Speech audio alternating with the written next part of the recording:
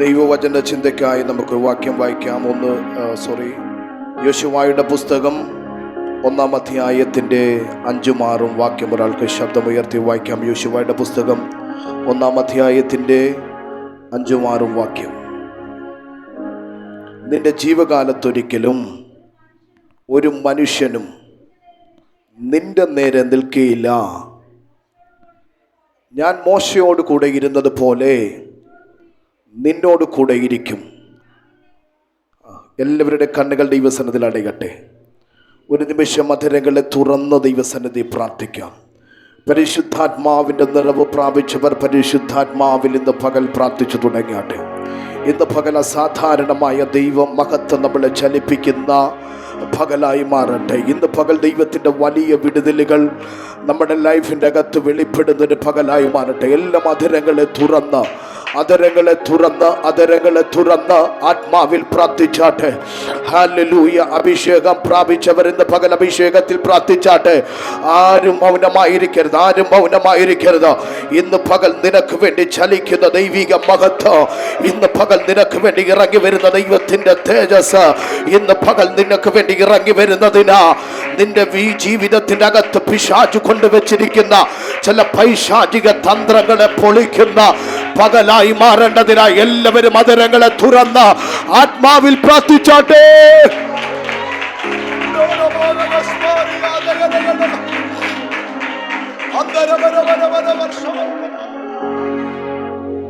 തലമുറയാ കരുതും ദൈവമേ, നിൻ സ്നേഹത്തിനാഴം ആർക്കു വർണ്ണിച്ചിടാ. തലമുറയാ കരുതും ദൈവമേ, നിൻ സ്നേഹത്തിനാഴം ആർക്കു വർണ്ണിച്ചിടാ. നീ എന്നെ സ്നേഹിപ്പാ ഞാനെന്തുള്ളൂ നാഥാ, നീ എന്നെ ഓർക്കുവാ എൻ ഗ്രഹമെന്തുള്ളൂ. നീ എന്നെ സ്നേഹിപ്പാ ഞാനെന്തുള്ളൂ നാഥാ, നീ എന്നെ ഓർക്കുവാ എൻ ഗ്രഹമെന്തുള്ളൂ.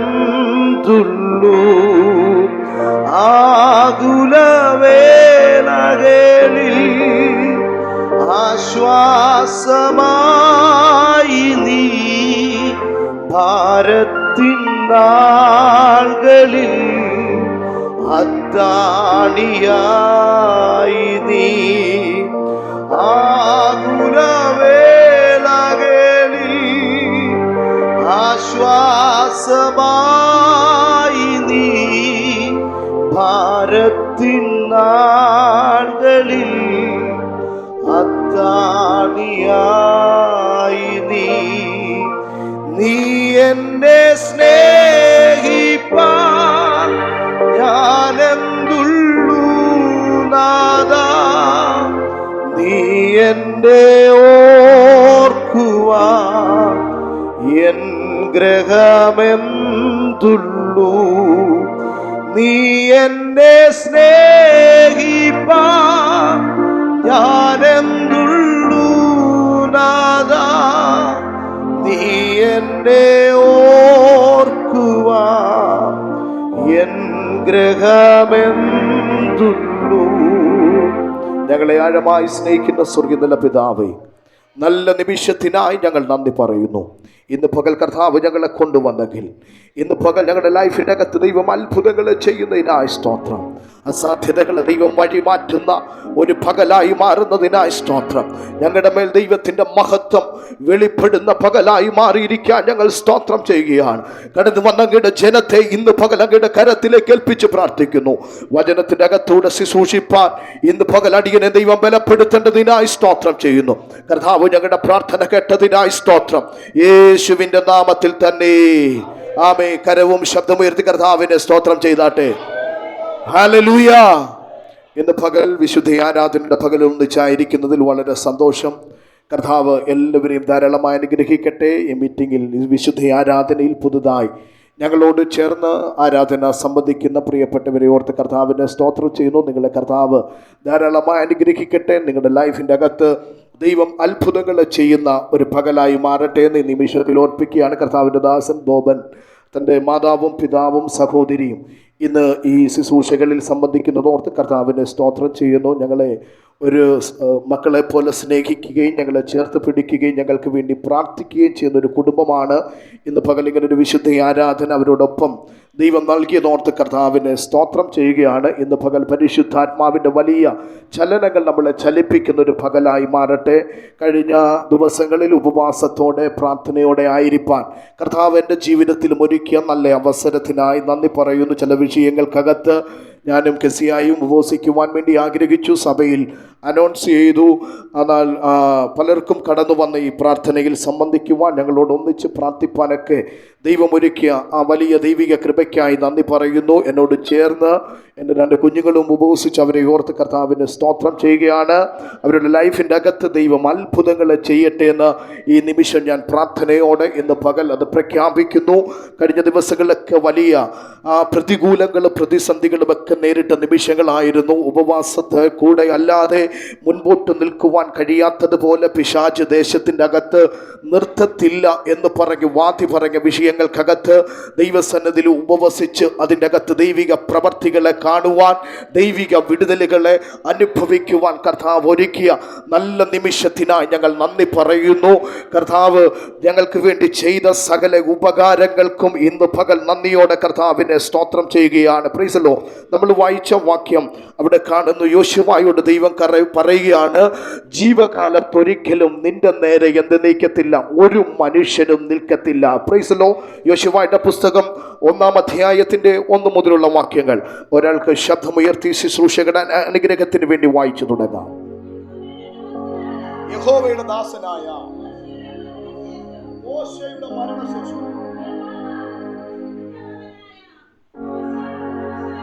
മോശയുടെ ശുശ്രൂഷകനായ യോശുവയോട് അരുളി ചെയ്തത്, എന്റെ ദാസനായ മോശ മരിച്ചു. ആ ആ ആ ആ ആ ഞാൻ നിങ്ങൾക്ക് തന്നിരിക്കുന്നു. Praise the lord. നൂഹിന്റെ മകനായിരിക്കുന്ന യോശുവയെ കുറിച്ച് പഠിക്കുമ്പോൾ അവൻ്റെ പിതാവിൻ്റെ പേര് നൂഹെന്നാണ്. അവനെക്കുറിച്ച് പഠിക്കുമ്പോൾ ഒത്തിരി കാര്യങ്ങൾ നമുക്ക് എടുത്തു പറയുവാനുണ്ട്. യോശുവയെ കുറിച്ച് പഠിക്കുമ്പോൾ എഫ്രീം ഗോത്രകനായിരിക്കുന്ന ഒരു വ്യക്തിയാണ് യോശുവ എന്ന് പറയുന്നത്. എഫ്രീം ഗോത്രത്തിൻ്റെ പിതാവായിരിക്കുന്ന എലിശമ്മയുടെ ചെറുമകനായിരിക്കുന്ന യോശുവ, ഇവനെക്കുറിച്ച് ദൈവത്തിന് വലിയ പദ്ധതികളുണ്ട്, ദൈവത്തിന് വലിയ മുൻനിർണയങ്ങളുണ്ട്. യോശുവയെക്കുറിച്ച് പഠിക്കുമ്പോൾ നമുക്ക് മനസ്സിലാക്കുവാൻ കഴിയുന്നു, അവൻ മോശയുടെ ശുശ്രൂഷകനായി ദൈവം ഏൽപ്പിച്ച ഉത്തരവാദിത്വത്തിൻ്റെ അകത്ത് ദൈവത്തോട് ചേർന്നിരുന്നൊരു മനുഷ്യനായിരുന്നു യോശുവ എന്ന് പറയുന്ന ഈ മനുഷ്യൻ. ഇവനെക്കുറിച്ച് ദൈവത്തിന് വലിയ പദ്ധതികളുണ്ട്. ദൈവം ആഗ്രഹിക്കുന്ന വലിയ പദ്ധതികൾ ഇവൻ്റെ മേൽ നിലനിൽക്കുന്നുണ്ട്. യോശുവയെക്കുറിച്ച് പഠിക്കുമ്പോൾ മനസ്സിലാക്കുവാൻ കഴിയുകയാണ്, യോശുവ തൻ്റെ ദാസനായിരിക്കുന്ന, തന്നോട് ചേർന്ന് നിൽക്കുന്ന, തൻ്റെ യജമാനനായിരിക്കുന്ന മോശയോട് ചേർന്ന് നിന്നുകൊണ്ട് ദൈവം മോശയോട് പറയുന്ന കാര്യങ്ങൾക്കൊന്നിനും മാറ്റം വരാതിരിക്കേണ്ടതിന് അവനോട് ചേർന്ന് നിന്നൊരു മനുഷ്യനായിരുന്നു യോശുവ എന്ന് ദൈവത്തിൻ്റെ വചനം പഠിക്കുമ്പോൾ വ്യക്തമായി മനസ്സിലാക്കുവാൻ കഴിയുകയാണ്. എന്നാൽ മോശയുടെ മരണശേഷം ഈ ജനത്തെ നയിക്കേണ്ടതിന് വേണ്ടി ദൈവം യോശുവയെ തിരഞ്ഞെടുക്കുകയാണ്. അബിമേലെക്ക് എന്ന് പറയുന്ന ഒരു ശക്തി ഇസ്രായേൽ മക്കളെ യുദ്ധം ചെയ്യുവാൻ വേണ്ടി കടന്നു വരുമ്പോ യോശുവ അവരെ യുദ്ധം ചെയ്തു. അവന്റെ വാളിനെ ഇരയാക്കി കളഞ്ഞു. തന്റെ ജനമായിരിക്കുന്ന ഇസ്രായേലിനെ അവൻ നിലനിർത്തിയ ചരിത്രം യോശുവയുടെ കാലഘട്ടത്തിന്റെ അകത്തുണ്ട്. അതുകൊണ്ട് ദൈവത്തിന് തികച്ചും മനസ്സിലായി ഈ ജനത്തെ നയിക്കുവാൻ മറ്റൊരുത്തനെ തിരഞ്ഞെടുക്കുന്നതിനേക്കാളും നല്ലത് യോശുവ തന്നെയാണെന്നുള്ള വ്യക്തമായ ബോധ്യം അവൻ ഉണ്ടായപ്പോ അവൻ യോശുവയെ തിരഞ്ഞെടുക്കുകയാണ്. മനുഷ്യനായിരിക്കുന്ന മോശയോട് ചേർന്ന് നടന്നവനാണ്. അവന്റെ ദാസനായി നിന്നുകൊണ്ട് അവൻ പറഞ്ഞ സകല കാര്യങ്ങളെ അനുസരിക്കുകയും അവന് വിധേയപ്പെടുകയും അവനോട് ചേർന്നു നടന്നൊരു മനുഷ്യനായതുകൊണ്ട് ദൈവത്തിനറിയാം മനുഷ്യനേൽപ്പിച്ച കാര്യങ്ങളെ വ്യക്തതയോടെ ചെയ്തെങ്കിൽ ഞാൻ ഏൽപ്പിച്ച കാര്യം വ്യക്തതയോടെ ചെയ്യുവാൻ അവന് കഴിയുമെന്നുള്ള തികഞ്ഞ ഉറപ്പ് ദൈവത്തിനുണ്ടായിരുന്നത് കൊണ്ട് അടുത്തൊരു പദവിയിലേക്ക് ദൈവം യോശുവയെ എടുത്തെഴുന്നേൽപ്പിക്കുവാനിടയായി. ഇന്ന് പകൽ ഞാൻ ആത്മാവിൽ പറയട്ടെ, ദൈവം നിന്നെ ഏൽപ്പിച്ച ചില ഉത്തരവാദിത്വങ്ങൾ നീ ഉത്തരവാദിത്വ ബോധ്യത്തോടെ ചെയ്തു തുടങ്ങുമ്പോ ഇന്ന് പകൽ ഞാൻ ആത്മാവിൽ പറയട്ടെ, ദൈവം നിന്റെ അടുത്ത സ്റ്റെപ്പുകളിലേക്ക് അവൻ നിന്നെ എഴുന്നേൽപ്പിക്കും.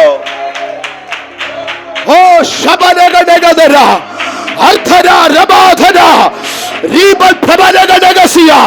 ഇന്ന് പകൽ ദൈവത്തിന്റെ കരം ചലിക്കുന്ന പകൽ.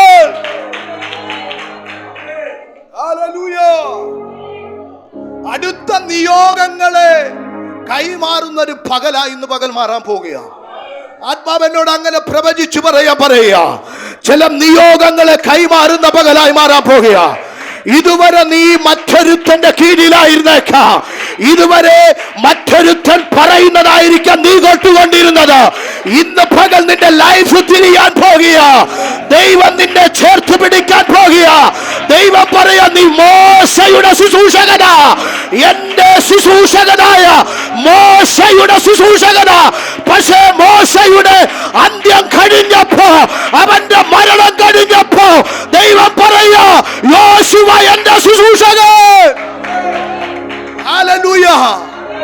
ഏൽപ്പിച്ച ദൗത്യത്തിന്റെ അകത്ത്, ഏൽപ്പിച്ച ഉത്തരവാദിത്വത്തിന്റെ അകത്ത് നിലനിന്ന് കഴിഞ്ഞപ്പോ ദൈവം പറയാ, ഇനി നീ മോശയുടെ ശുശ്രൂഷകനല്ല, ഇനി നീ മോശയെ കൊണ്ടറിയേണ്ടവനല്ല, നീ ഇസ്രായേലിനെ നയിക്കേണ്ടവനോ, നീ വാഗ്ദത്ത കനാനെ പിടിച്ചടക്കേണ്ടവനോ.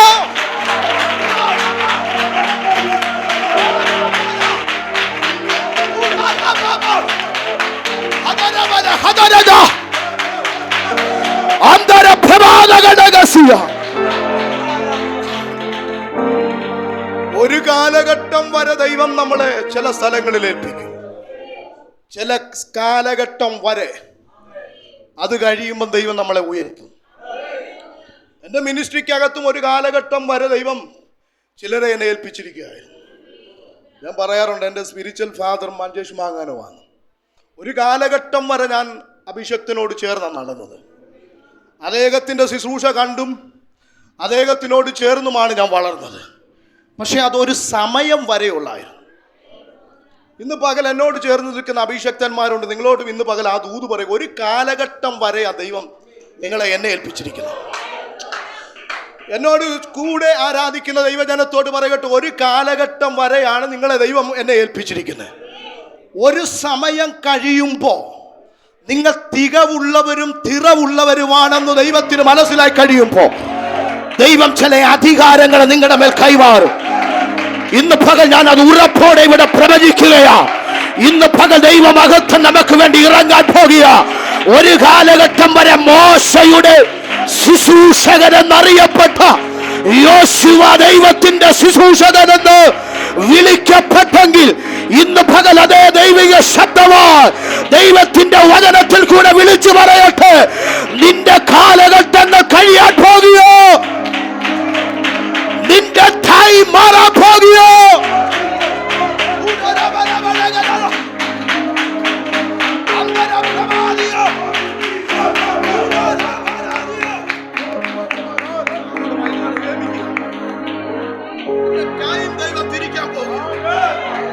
സമയം ദൈവം തിരിക്കാൻ പോകുക. ഒരു കാലഘട്ടം വരെ നീ പലരെ കുറിച്ചറിഞ്ഞവനാ, പലരുടെ കൂടെ നിന്നവനാ. ദൈവം എന്നോട് പ്രവചിക്കാൻ പറയുക, നിന്റെ സമയത്ത് ദൈവം തിരിക്കാൻ പോകുക. നീ ഇനി മറ്റൊരുത്തനെ കൊണ്ടല്ല അറിയേണ്ടത്, ദൈവത്തിന്റെ ശുശ്രൂഷകനെന്ന്, ദൈവം എഴുന്നേൽപ്പിച്ചവനെന്ന്.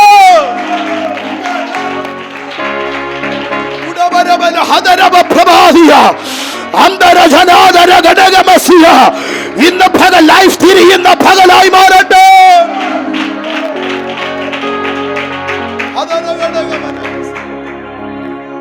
ഇന്ന് പകൽ കർത്താവിനോട് പറയുക, ചിലരുടെ സമയങ്ങളെ മാറി മറിയാം, ചിലരുടെ ലൈഫ് തിരിയാൻ പോകുക. ഇതുവരെ നിന്ന ലെവലിന്റെ അകത്തല്ല ഇനി നീ നിൽക്കുന്നത്, ഇതുവരെ കണ്ട അത്ഭുതമല്ല ഇനി നീ കാണുന്നത്, ഇതുവരെ നടന്നതുപോലല്ല ഇനി നടക്കുന്നത്. ഒരു ജനത്തിന്റെ മുൻപിൽ നടക്കാ ദൈവം നിന്നെ അഭിഷേകം ചെയ്യാൻ പോകുക. ഒരു ജനത്തെ നയിക്കാൻ ദൈവം നിന്നെ അഭിഷേകം ചെയ്യാൻ പോകുക. ഒരു ജനത്തെ വാക്കത്തെ കനാലെത്തിച്ച് എന്റെ ദൈവം നിന്നെ അഭിഷേകം ചെയ്യാൻ പോകുക. ആത്മാവിനോട് അങ്ങനെ പ്രവചിക്കാൻ പറയുക. ഒരു കാലഘട്ടത്തിന്റെ അകത്ത് നീ പലരോട് ചേർന്ന് നടന്നവരാ, പലരോട് ചേർന്ന് നിന്നവരാ. പക്ഷെ നിന്റെ കൈ ദൈവം തിരിക്കുകയോ. ഒരു ജനത്തെ, ഒരു സമൂഹത്തെ വാഗ്ദത്തത്തിന്റെ അകത്ത് ചലിപ്പിക്കാൻ ദൈവം നിന്നെ എഴുന്നേൽപ്പിക്കുക. ഹല്ലേലൂയ. ഒരു കാലഘട്ടങ്ങൾക്കകത്ത്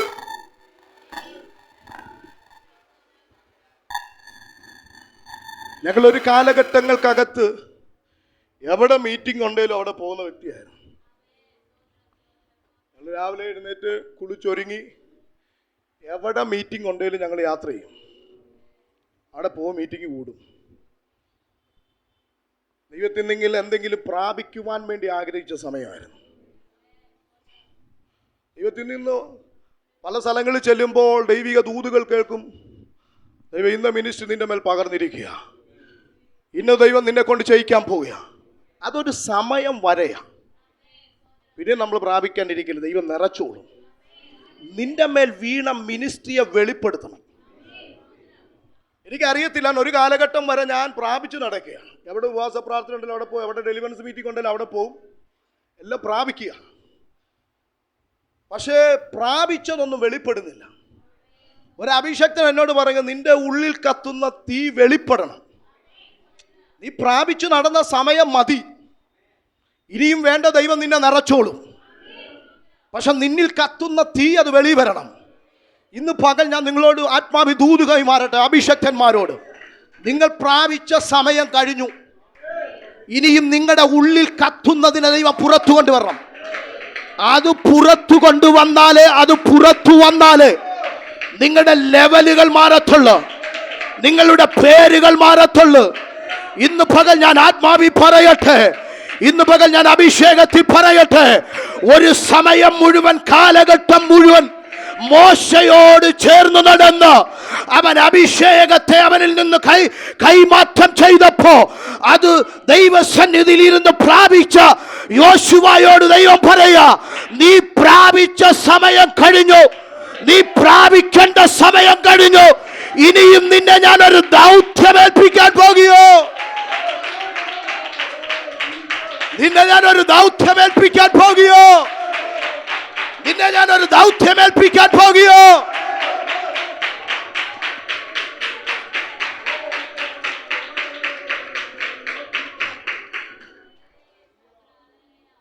നമ്മളെല്ലാവരും പഞ്ച്വാലിറ്റി ഉള്ളവരായിരിക്കണം എല്ലാ കാര്യത്തിനും. ഞങ്ങൾ കോട്ടൂർ എന്ന് പറഞ്ഞ സ്ഥലത്ത് ശുശ്രൂഷ ഇരിക്കുമ്പോൾ അവിടെ 7:30 ആരാധന തുടങ്ങുന്നത്. 7:30 ആരാധന തുടങ്ങുമ്പം 7:30 ചെന്നാൽ പോരാ, കെസിയെന്ന് വേണം മിറ്റം അടിക്കാൻ. സൺഡേ കെസിയെന്ന് മിറ്റം അടിക്കുമ്പോൾ ഞാൻ ആ ചർച്ച് തൂത്തുമാരി ചെയറിടും. ആരോടും ഞാൻ നിർബന്ധിക്കാറില്ല, ആരോടും ചെയ്യണമെന്ന് പറയാറില്ല. ചെയ്യാൻ അവിടെ ആൾക്കാരുണ്ട്, പക്ഷെ ഞാൻ ആരോടും എന്ത് ചെയ്യത്തില്ല, നിർബന്ധിക്കാറില്ല. അന്ന് ഞങ്ങൾക്ക് 2 കുഞ്ഞ്, ഈ ഇളയവള് പൊടിക്കുഞ്ഞാ, തീരെ പൊടിയാണ്. ഇവരുമായിട്ടാണ് ഞങ്ങൾ എന്ത് ചെയ്യുന്നത്, അതിരാവിലെ എഴുന്നേറ്റ് കുളിച്ച് ഡ്രസ്സൊക്കെ അയൺ ചെയ്ത് കുഞ്ഞുങ്ങൾക്ക് കഴിക്കാനൊക്കെ കൊടുത്ത് ഇവരുമായിട്ട് അതിര് കാലത്ത് ഞങ്ങൾ പോകും.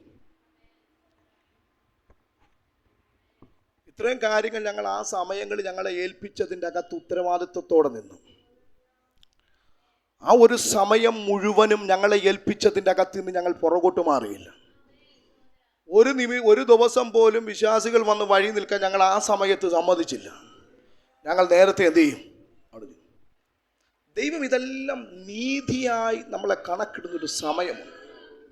എന്തെങ്കിലും ഏൽപ്പിച്ചാൽ ഇത് ഉത്തരവാദിത്തോടെ ചെയ്യുമോ എന്ന് ദൈവത്തിന് അറിയണം, അല്ലേ? അറിയണം. നമ്മൾ ഒരു കാര്യം ഏൽപ്പിക്കുമ്പോൾ 100 വട്ടം ചിന്തിച്ചിട്ടാണ് ഒരു കാര്യം ഒരാളെ ഏൽപ്പിക്കുന്നത്. അങ്ങനെയാക്കി ദൈവത്തിൻ്റെ പദ്ധതി നമ്മുടെ മേലെ ഏൽപ്പിക്കണമെങ്കിൽ ദൈവം എന്ത് ചെയ്യും? 100 വട്ടം അവൻ ചിന്തിക്കും. യോശുവ മോശയുടെ കൂടെ നടന്നൊരു വ്യക്തിയാന്ന് പറഞ്ഞുകൊണ്ടല്ല അവനെ എന്ത് ചെയ്തത്. യോശുവയെ കുറിച്ച് പറയുന്നത് അവൻ മോശയുടെ ശുശ്രൂഷകൻ. മോശ ഏൽപ്പിച്ച ദൗത്യത്തിൻ്റെ അകത്ത് പുറകോട്ട് മാറാതെ മോശ പറഞ്ഞ കാര്യങ്ങൾ അതുപോലെ അനുസരിച്ചുകൊണ്ട് അവൻ ശുശ്രൂഷയ്ക്ക് വേണ്ടി നിന്നു തുടങ്ങിയപ്പോഴാണ് മോശയുടെ കാലഘട്ടം കഴിഞ്ഞപ്പോൾ അവൻ്റെ മരണശേഷം ദൈവം യോശുവ എഴുന്നേൽപ്പിക്കുക. യോശുവയോട് പറയുക, ഞാൻ ഇവരുടെ പിതാക്കന്മാരോട് പറഞ്ഞ കനാൻ ഇവർക്ക് നീ എന്ത് ചെയ്യണം? വിവരിക്കണം. നമുക്ക് ആ താഴോട്ട് വാക്യങ്ങൾ വായിച്ചു വന്നെങ്കിലും മനസ്സിലാകത്തുള്ളൂ. യോശുവയുടെ പുസ്തകം നമ്മൾ വായിച്ചു വന്ന് എവിടെയാണോ വായിച്ചു നിർത്തി അവിടെ നിന്ന് താഴോട്ട് വായിച്ചാട്ടെ. അതിൻ്റെ 3 നിങ്ങളുടെ ഉള്ളങ്കാൽ ചവിട്ടുന്ന സ്ഥലമൊക്കെയും ഞാൻ മോശയോട് കൽപ്പിച്ചതുപോലെ നിങ്ങൾക്ക് തന്നിരിക്കുന്നു. മരുഭൂമിയും ലെബാനോനും തുടങ്ങി ഹിത്യരുടെ ദേശമൊക്കെയും പടിഞ്ഞാറ് മഹാസമുദ്രം വരെയും നിങ്ങളുടെ അതിരായിരിക്കും. കണ്ടോ, യോശുവയോട് പറയാണ്, നിന്റെ ജീവകാലത്ത് ഒരിക്കലും ഒരു മനുഷ്യനും നിന്റെ നേരെ നിൽക്കയില്ല. ഞാൻ മോശയോട് പോലെ ഇരുന്നത് പോലെ നിന്നോട് കൂടെയും ഞാൻ ഇരിക്കും. കണ്ടോ, യോശുവയോട് പറയാ, യോശുവയെ ഞാൻ നിന്നെ കൈവിടത്തില്ല, ഉപേക്ഷിക്കയില്ല. കണ്ടോ, നീ ഉറപ്പും ധൈര്യവും ഉള്ളവനായി ഇരിക്കുക. 2 കാര്യത്തിന്റെ അകത്താണ് യോശുവയോട് ദൈവം പറയുന്നത്, നീ ഉറപ്പും ധൈര്യമുള്ളവനായിരിക്കുക. ഇസ്രായേൽ ജനം മിസ്രൈമിൽ നിന്ന് യാത്ര ചെയ്യുകയാണ് കനാൻ ദേശത്തേക്ക്. ഇതുവരെ അവരെ നയിച്ചുകൊണ്ടുവന്ന, ഇതുവരെ അവരെ വഴി നടത്തിക്കൊണ്ടിരുന്ന മോശയുടെ മരണശേഷം ഈ ജനത്തെ വാഗ്ദത്ത കനാന്റെ അകത്ത് എത്തിക്കാനുള്ള ദൗത്യം യോശുവയിലേക്ക് ദൈവം കൈമാറുകയാണ്. ഇതൊരു ചെറിയ കാര്യമല്ല. ഏകദേശം 6 ലക്ഷത്തോളം പേരടങ്ങുന്ന വലിയൊരു കൂട്ടം ഇവന്റെ കൂടെയുണ്ട്. ഇവരുമായി വേണം എവിടെ ചെല്ലാൻ? വാഗ്ദത്തം പറഞ്ഞ കനാൻ ദേശത്തിനകത്ത്, പാലും തേനും ഒഴുകുന്ന കനാൻ ദേശത്തിനകത്ത്. ഇങ്ങോട്ട് യാത്ര ചെയ്യുമ്പോൾ ഉള്ള പ്രതിസന്ധികളെ കുറിച്ച് യോശുവയ്ക്ക് വ്യക്തമായി അറിയാം. മോശ ഈ ജനത്തെ നയിച്ചപ്പോൾ ജീവിതത്തിന്റെ അകത്തുണ്ടായ ഒത്തിരി പ്രശ്നങ്ങളെ യോശുവയ്ക്ക് അറിയാം. പലവട്ടം പല ആവർത്തി മോശയോടും ദൈവത്തോടും പിറുപിറുത്തൊരു ജനമാണ് ഇവനോട് കൂടെയുള്ളത്. പ്രശ്നങ്ങളെ കാണുമ്പോൾ ദൈവത്തെ തള്ളിപ്പറയുന്ന ഒരു കൂട്ടമാണ് കൂടെയുള്ളത്. ഇവരുമായി അക്കരെ കനാൻ ദേശം എത്തുക എന്ന് പറഞ്ഞാൽ സാധ്യമായ ഒരു കാര്യമല്ല. അതുകൊണ്ട് ഈ ജനത്തെ എങ്ങനെ അക്കരെ എത്തിക്കും, എങ്ങനെ വാഗ്ദത്ത നാടിന്റെ അകത്ത് കൊണ്ടുചൊല്ലുമെന്നുള്ള വലിയൊരു ആവലാതി ഇവന്റെ മനസ്സിന്റെ അകത്തുണ്ട്. അപ്പോൾ തന്നെ ദൈവം പറഞ്ഞ മറ്റൊരു പദമുണ്ട്. തന്റെ പിതാക്കന്മാരോട് പറഞ്ഞ ഭൂമി 12 ഗോത്രങ്ങൾക്കും നീ വിഭാജനം ചെയ്തു കൊടുക്കണം എന്ന് വെച്ചാൽ നീ അത് തിരിച്ചു കൊടുക്കണം എന്ന് ദൈവം യോശുവയോട് പറഞ്ഞിട്ടുണ്ട്. ഈ 2 കാര്യമെന്ന് പറഞ്ഞാൽ ഭൂമിയിൽ ഒരു മനുഷ്യന് ചെയ്യുവാൻ കഴിയാത്ത കാര്യമാണ്. ഇത് ഞാൻ എങ്ങനെ ചെയ്യും? മോശയുടെ കീഴിൽ നിന്നുള്ള ഒരു എക്സ്പീരിയൻസ് മാത്രമേ എനിക്കുള്ളെന്നുള്ള ഉറപ്പോടെ യോശുവ ചിന്തിച്ചു കൊണ്ടിരിക്കുമ്പോൾ ദൈവം പറയാ, നീ ഉറപ്പും ധൈര്യമുള്ളവനായിരിക്കും. ജീവകാലത്തൊരുത്തനോ നിന്റെ ജീവകാലത്തൊരുത്തനോ യോശുവയെ നിനക്ക് നേരെ നിൽക്കത്തില്ല.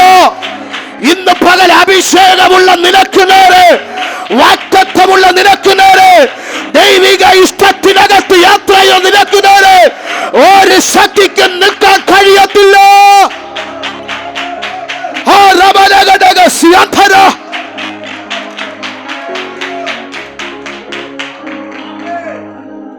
ഇന്ന് പകൽ ഞാൻ പറയട്ടെ, ജീവകാലത്തൊരുത്തരും നിന്റെ നേരെ നിൽക്കാൻ കഴിയത്തില്ല. ഒരു മനുഷ്യനും നിന്റെ നേരെ പൊങ്ങത്തില്ല. യോശുവായെ, യോർദാനെ നീ കടക്കോ, മരണ യോർദാനെ നീ കടക്കും. യോശുവായെ, അത് നിന്റെ മുൻപിൽ രണ്ടായിട്ട് തിരിയോ, അത് നിന്റെ മുൻപിൽ നിശ്ചലമായി മാറോ. അതിന്റെ അകത്തെ ഉണങ്ങിയ നിലത്തോട് നീ സ്റ്റെപ്പ് വെച്ച് നടന്നു തുടങ്ങോ. എന്റെ ജനവുമായി നീ വാഗ്ദത്ത കനാൻ അവകാശമാക്കൂ. നിന്റെ മുൻപിൽ ഉയർന്നു നിൽക്കുന്ന യെരിഹോവിന്റെ മതിലുകളെ കണ്ട് നീ ഭയപ്പെടേണ്ട. അതിനു നിന്നെ തൊടാൻ കഴിയത്തില്ല. നിന്റെ മേൽ വീണ അഭിഷേകം വലുതാണ്. പട്ടണങ്ങളെ പിടിക്കുന്ന, യോർദാന്റെ ശക്തിയെ നിശ്ചലമാക്കുന്ന, കനാന്യ ദേവശക്തികളെ ത്വരപ്പിക്കുന്ന അഭിഷേകം നിന്റെ മേലുണ്ട്.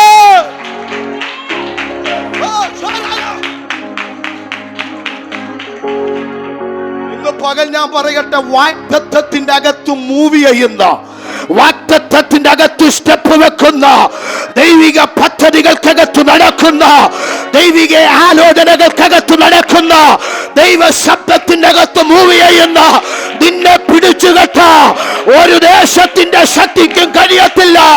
ഒരു കനാന്യ ദേവന്മാർക്കും കഴിയത്തില്ല. നിന്നെ തടസ്സമിടുക ഒരു യെരിഹോവിന് കഴിയത്തില്ല. ഒരു യോർദാനും കഴിയത്തില്ല. ഇന്ന് പകൽ ഞാൻ ആത്മാവിൽ പറയുക, ദൈവത്തിനെ പുറത്തെടുക്കൂ.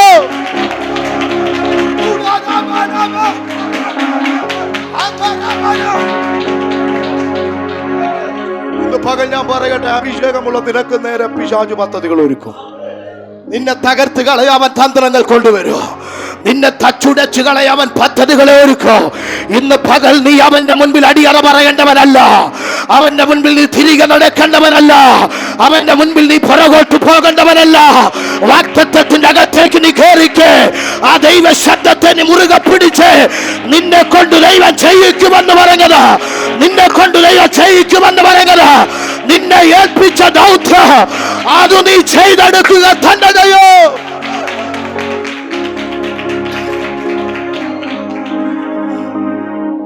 ഇന്ന് പകൽ ഞാൻ പറയട്ടെ, മഹത്വം നമുക്ക് വേണ്ടി ഉറങ്ങും.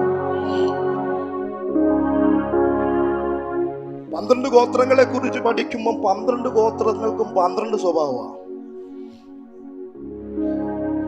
രൂപനെ കുറിച്ച് പഠിക്കുമ്പോൾ അവൻ വെള്ളം പോലെ തുളുമ്പുന്നവനാ. എല്ലാ വിഷയത്തിന്റെ അകത്ത് കയറി അഭിപ്രായം പറയുന്നവനാ. കാര്യമില്ലാത്ത കാര്യത്തിന്റെ അകത്തും അവന്റെ ഒരു വാക്കുണ്ട്. ഈ മനുഷ്യന് വേണ്ടിയാണ് ഭൂമിയെ വിഭജിക്കാൻ ദൈവം യോശുവയെ ഏൽപ്പിച്ചിരിക്കുന്നത്. ബെന്യാമിനെ കുറിച്ച് പഠിക്കുമ്പോൾ അവൻ കടിച്ചു കീറുന്ന ചെന്നായ. അവന്റെ അടുത്തോട്ട് ചുമ്മാ ചെല്ലാൻ പറ്റത്തില്ല. ഈ സ്ഥലം തന്നെ നിനക്കാന്ന് പറഞ്ഞ അവൻ കടിച്ചു കീറാൻ വേണ്ടി വരും. അവൻ ചെന്നായ എന്നവനെ കുറിച്ച് അറിയപ്പെടുന്നത്. യഹൂദയെ കുറിച്ച് പറയുന്നത് അവൻ ബാലസിംഹമെന്ന, അവൻ രാജ്യത്വമുള്ളവനാണ്. ദൈവം രാജകീയ അഭിഷേകം പകർന്ന ഒരു ജനമാണ് യഹൂദ എന്ന് പറയുന്നത്. ഇങ്ങനെയുള്ള 12 പേർക്കാണ് ഈ ഭൂമിയെ വിഭജിച്ചു കൊടുക്കേണ്ടത്. യോശുവ പറയാ, ഇത് സാധ്യമാകുന്ന കാര്യമല്ല. ഈ ഭൂമി എനിക്ക് വിഭജിക്കുവാൻ കഴിയത്തില്ല. യോശുവയോട് ദൈവം പറയാ, നിന്റെ നേരെ ഒരുത്തന് നിൽക്കത്തില്ല. 12 ഗോത്രത്തിന് 12 സ്വഭാവമായിരിക്ക. നീ ഫേസ് ചെയ്യുന്നവർക്ക്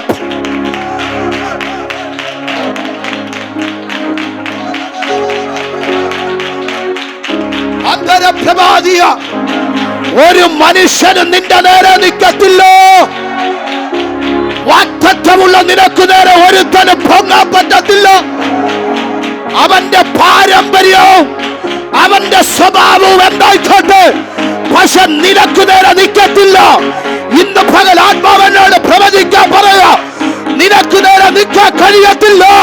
നിന്നോട് പറഞ്ഞ ദൈവിക ദൂത്, നിന്നോട് പറഞ്ഞ വാഗ്ദത്തം അതെന്റെ യഹോവയുടെ ശബ്ദമാണ്.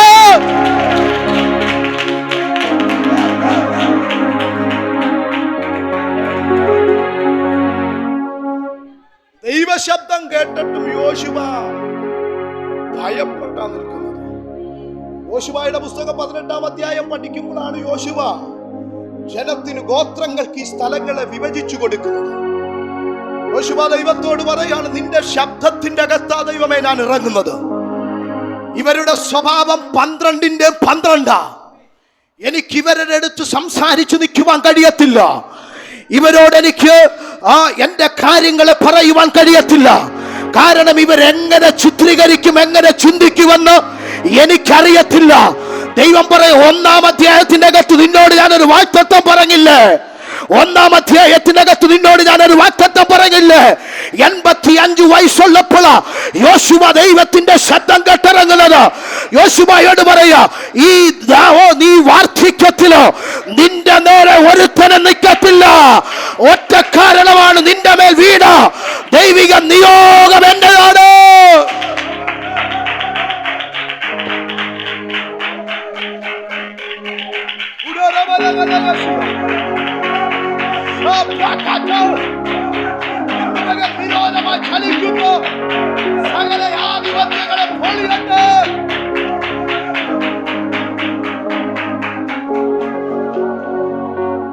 ഇന്ന് പകൽ ഞാൻ പറയട്ടെ, പ്രതികൂലമുണ്ടെങ്കിൽ നീ ചിന്തിച്ചോ, ദൈവത്തിന്റെ മഹത്വം വെളിപ്പെടാമോ?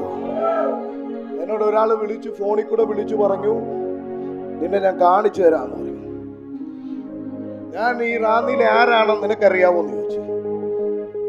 ഞാൻ ഇവിടുത്തെ പാർട്ടിയുടെ ഇന്ന ആളാണ്, നിന്നെ ഒരു ദിവസം ഇവിടെ നിർത്തത്തില്ലെന്ന് പറഞ്ഞു.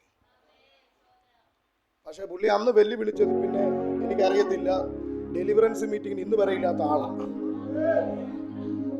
ഇതുവരെ വന്നതുപോലല്ല, ഇച്ചിരി കൂടെ കിലോമീറ്ററുകൾ ദൂരത്തിൽ നിന്ന് ആള് വരാം.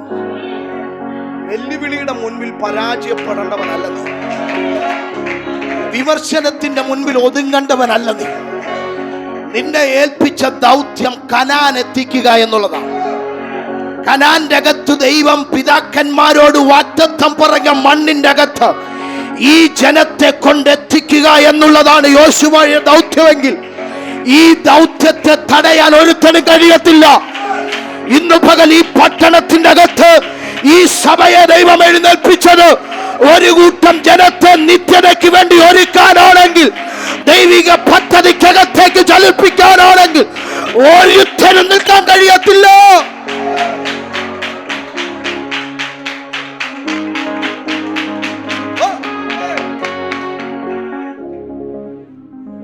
പകൽ ഞാൻ പറയട്ടെ, നീ ഒരുത്തന്റെ മുൻപിൽ ഭയപ്പെടേണ്ടവനല്ല, ഒരുത്തന്റെ മുൻപിൽ പേടിച്ചോടേണ്ടവനല്ല.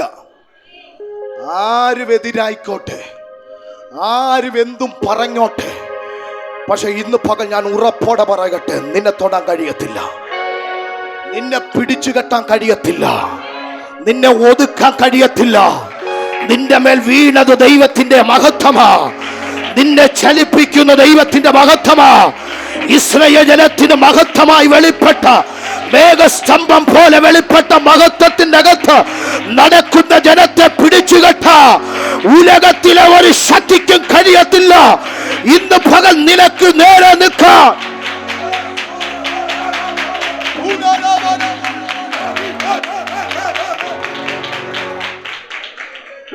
ഇന്ന് പകൽ ഞാൻ ഉറപ്പോടെ പറയുകയാണ്, ദൈവശബ്ദത്തിന്റെ അകത്താണോ നീ ഇറങ്ങിയത്? ദൈവിക ഉദ്ദേശത്തിന്റെ അകത്താണോ നീ സ്റ്റെപ്പ് വെക്കുന്നത്? ദൈവത്തിന്റെ വചനത്തിനൊത്ത വണ്ണമാണോ നീ മൂവ് ചെയ്യുന്നത്? ദൈവിക പ്രമാണത്തിനൊത്ത വണ്ണമാണോ നീ നടന്നു തുടങ്ങുന്നത്?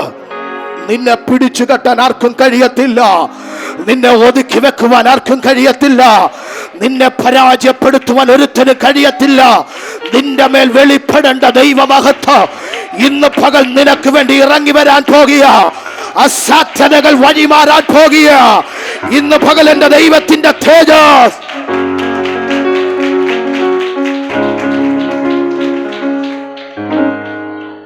ഒരു പദവും കൂടെ പറഞ്ഞ എന്റെ വാക്കുകൾ ഇവിടെ അവസാനിപ്പിക്കുക. യോശുവയോട് ദൈവം പറയുക, യോശുവയെ ജീവകാലത്ത് ഒരുത്തനും നിന്റെ നേരെ നിൽക്കത്തില്ല. നിന്റെ ജീവകാലത്തൊരുത്തനും ഒരു മനുഷ്യനും നിന്റെ നേരെ നിൽക്കുകയില്ല. നീ ഉറപ്പും ധൈര്യവും ഉള്ളവനായിരിപ്പീൻ. അതിനൊറ്റ കാര്യം പറയുന്നത്, എൻ്റെ ശബ്ദമാണ് നിന്നോട് ഇടപെട്ടത്, അതുകൊണ്ട് ഇതിനെ എല്ലാം നീ ചെയ്യും. ദൈവം നിന്നെ ഏൽപ്പിച്ചതിനൊന്നിനും മുടക്കം വരാതെ ദൈവം അത് നിന്നെ കൊണ്ട് ചെയ്യിച്ചിരിക്കും.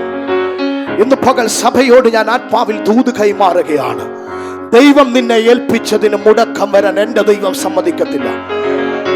എൻ്റെ ദൈവം സമ്മതിക്കത്തില്ല. മുടക്കം വരാൻ ദൈവം സമ്മതിക്കത്തില്ല. മോളെ, ദൈവം നിന്നോട് ദൂത് കൈമാറാൻ പറയുന്നു. നിന്നെ ഏൽപ്പിച്ച ദൗത്യത്തിന്റെ അകത്ത്, നീ ഇറങ്ങി പുറപ്പെട്ട ദൈവിക ദർശനത്തിന്റെ അകത്ത് നീ നിന്ന് തുടങ്ങുന്നെങ്കിൽ ആത്മാവിനോട് പ്രവചിക്കാൻ പറയുക. ഒരുത്തരും കാണാത്തത്, ആരും അനുഭവിക്കാത്തത്, നിന്റെ കുടുംബത്തിന്റെ അകത്ത് ആരുടെ മേലിൽ വെളിപ്പെടാത്തത് ദൈവം നിന്റെ മേൽ തുറക്കുമെന്ന് ഇന്ന് പകൽ ഉറപ്പോടെ ദൂത് കൈമാറാൻ കർത്താവിനോട് പറയും.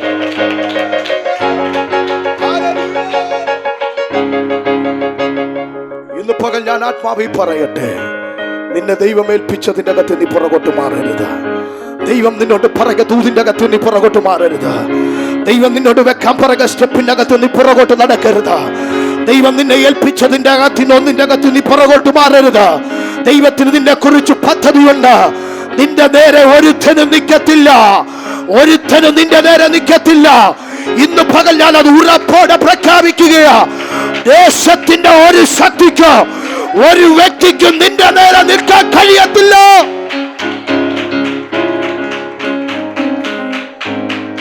നിന്നെ കൊണ്ട് ചെയ്യിക്കേണ്ടതെല്ലാം ദൈവം ചെയ്യിക്കും. ഉൽപ്പത്തി പുസ്തകം 39-ാമത്തെ അധ്യായത്തിന്റെ അകത്താണ് 12 ഗോത്രങ്ങളെ കുറിച്ച് പറയുന്നത്, അവരുടെ സ്വഭാവങ്ങളെ കുറിച്ച് പറയുന്നത്. യാക്കോബ് അവരെ വിളിച്ചു വരുത്തി അനുഗ്രഹിക്കുന്ന കാര്യങ്ങളാണ് ആ വാക്യങ്ങൾക്കകത്ത് കിടക്കുന്നത്. അവരുടെ സ്വഭാവങ്ങളെ കുറിച്ച് പറയുന്നത്. പക്ഷേ യോശുവയുടെ പുസ്തകം 18-ാം അധ്യായം പഠിക്കുമ്പോൾ യോശുവയുടെ മുൻപിൽ അവർ മൗനമായി നിന്നു. യോശുവ നിറക്കിട്ടു. നിറക്ക് വീണത് ഏത് ദേശമാണോ അതവർ മൗനമായി നിന്ന് കരസ്ഥമാക്കി. ഇന്ന് പകൽ ഞാൻ പറയട്ടെ, ദൈവം നിന്നോട് ദൂത് പറഞ്ഞിട്ടുണ്ടെങ്കിൽ, ദൈവത്തിന്റെ ശബ്ദം നിന്റെ കാതുകളിൽ മുഴങ്ങിയിട്ടുണ്ടെങ്കിൽ നീ പരാജയപ്പെടത്തില്ല കേട്ടോ. നീ പരാജയപ്പെടത്തില്ല കേട്ടോ. നീ തകർന്നു പോകത്തില്ല കേട്ടോ. നിന്റെ മേൽ ദൈവത്തിന്റെ മഹത്വം വെളിപ്പെടുക തന്നെ ചെയ്യോ. ഇന്ന് പകൽ ഞാൻ ഉറപ്പോടെ പറയുക, 2024 അവസാനിക്കുന്നതിന് മുൻപ് നിന്നോട് ദൈവം ഏൽപ്പിച്ച ചില കാര്യങ്ങൾക്കകത്ത് അവൻ തീർപ്പ് കൽപ്പിക്കുന്ന വർഷമാണ്. ദൈവം നിന്നോട് പറഞ്ഞ ദൂതുകൾ അതുപോലെ തന്നെ നിവർത്തീകരിക്കുന്ന വർഷമാണ്. ഇന്ന് പകൽ ഞാൻ പറയട്ടെ, നമ്മുടെ സഭയോട് ദൈവം പറയുന്ന ദൂതുകൾ അതുപോലെ തന്നെ ആ സമയങ്ങളിൽ ദൈവം നമുക്ക് വേണ്ടി തുറന്നു തന്നുകൊണ്ടിരിക്കുകയാണ്. എങ്കിൽ ഇന്ന് പകൽ ഞാൻ പറയട്ടെ, സഭയോട് ചേർന്ന് നിൽക്കുന്ന നിങ്ങളുടെ മേൽ ദൈവിക തുറവികൾ സംഭവിക്കുക തന്നെ ചെയ്യാം. ഇന്ന് പകൽ എല്ലാവരുടെയും കണ്ണുകൾ ദൈവസന്നിധിയിൽ അടയട്ടെ. ഒരു നിമിഷം അധരങ്ങളെ തുറന്ന് ദൈവത്തോട് ഇന്ന് പകൽ പ്രാർത്ഥിച്ചു തുടങ്ങാട്ടെ. ഇന്ന് പകൽ അധരങ്ങളെ തുറന്ന് ആത്മാവിൽ പ്രാർത്ഥിച്ചാട്ടെ. അഭിഷേകം പ്രാപിച്ചവർ ഇന്ന് പകൽ അഭിഷേകത്തിൽ പ്രാർത്ഥിച്ചാട്ടെ. ഓ ജീവകാലത്തൊരിക്കലോ